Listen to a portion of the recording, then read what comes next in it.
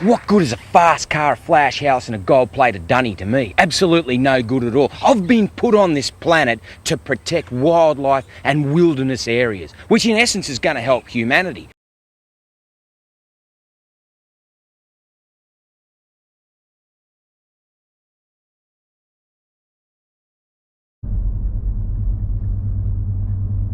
I'll never forget being a 12-year-old kid, turning on the TV and hearing that voice. G'day, I'm Steve Irwin, and these are highly venomous sea crates. In 2002, my wife and I decided to have a day trip up at Australia Zoo. And as we walked in the gates, the lady took our tickets and she told us that Steve was going to make an appearance that day doing a croc show. Oh, geez, I was excited. So excited. I couldn't believe it. I was about to meet my hero. Yeah, still remember the feeling hearing that.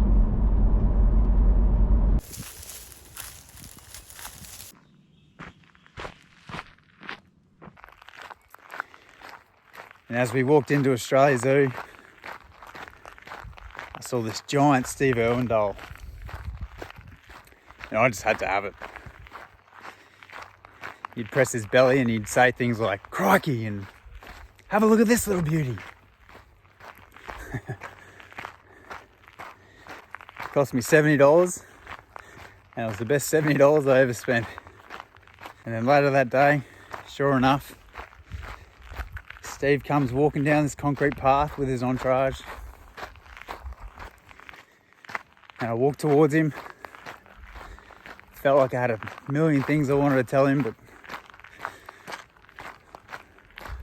when I put my hand out to shake his, I fangirled and asked him to sign my doll instead. I gave him this dodgy blue pen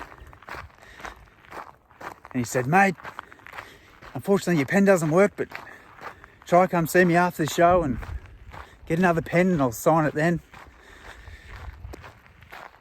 And I walked away, and as the crowd built, I thought there is no way I'm going to ever get close to Steve again. The show came to a close and that was it. He jumped the fence. There must have been, oh geez, what looked like a couple of hundred people following him. And I looked at my wife. I said, "Oh well, I got to shake his hand and meet my hero." And then out of nowhere, Steve yelled, "Oi mate, keep up." And Mel looked at me and I'm like, "What?" And she's like, "Off you go." And sure enough, I bloody caught up and I'm running beside Steve, and it felt like an absolute dream. And we went behind this gate and he said, "Mate, thanks so much for coming out. Really appreciate it. It was great to meet you." And he signed my doll. And I just started telling him what a hero he was. I'd been watching Steve since I was 12 years old. And it was that moment I had the chance to tell him everything I wanted to tell him. And I said to him, I said, "Look, I don't know what I can do, but one day I want to help with conservation." And he said, "Oh mate, it's a tough job, we just got to keep soldiering on, and but one day we'll get there," he said. "And it's people like you that make our job easier." And it was a very, very surreal moment, but I had no idea what I wanted to do or how I was going to do it, but I just knew I wanted to help, and Steve inspired that. And he said, "Well, it was great to meet you. We're in the middle of filming, so I've got to go," but shook my hand and off he went.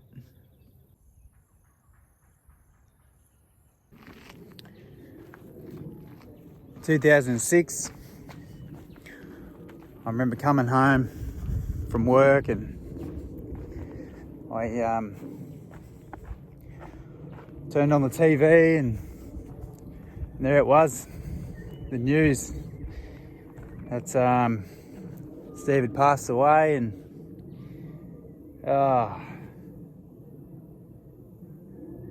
so devastated. What a massive loss. The world changed that day. The old cockatoos are behind me, flying around.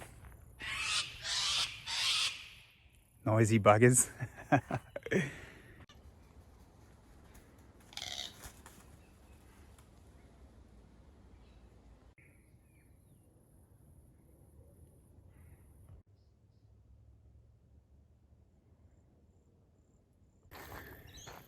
Although Steve was about animal conservation, he was also about habitat conservation, to which where the animals live and the plants grow and the trees thrive.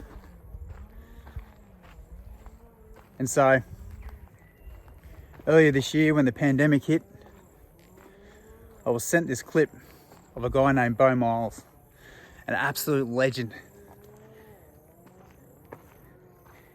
He had the same authenticity as what Steve had.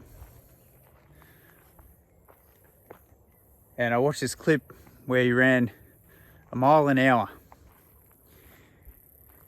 And within that hour, he would do unfinished projects, and I saw that he planted a few trees around his neighbourhood, and it just hit me. I've never been so inspired. I thought, well, that's what I'm going to do. I'm going to run and I'm going to plant some trees. I contacted a local council and I said, right guys, this is what I'm going to do. I'm going to run 100 kilometres on my local trails in the beautiful Scribbly Gum Conservation Park, a place where I grew up running around and kicking dirt and falling over. And every 10 kilometres,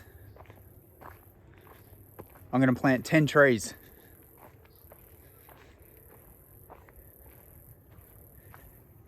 And here we are.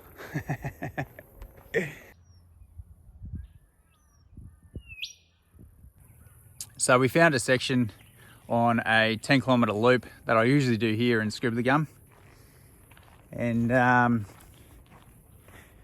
it brings you to a little section where it's been worn a little bit. A lot of trees are falling down. And as you can see right behind me, we're going to plant this area out with some beautiful natives, some eucalypts, some melaleucas, a lot of ground covers, somewhere for the kangaroos to hang out, and which has made way for a future project of turning this complete site into a rehabilitation project, which is absolutely incredible.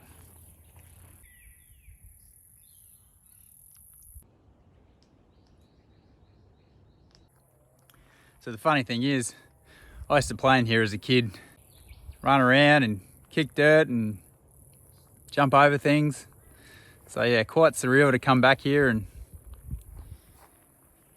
plant it out. It's a good feeling, bloody good feeling. And finally, after all these years, I get to do something in memory of Steve. And I contacted Bo, told him what I was doing. He said it was a bloody great idea, and I look forward to catching up with him in the future for a little adventure.